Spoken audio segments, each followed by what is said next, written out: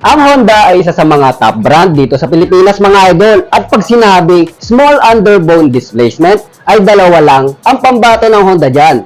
Ang XRM 125 at syempre ang pinakapogi para sa akin mga idol.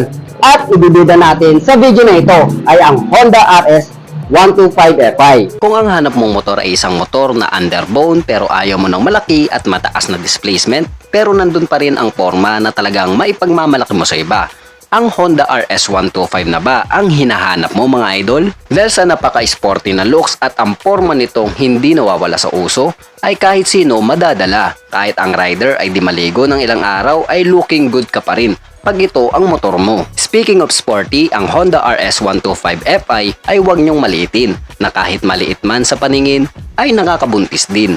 Nakakasibak din ng Victory Liner na nakapark. At ngayon mga idols, sa panahon ngayon ay mas maraming high-tech at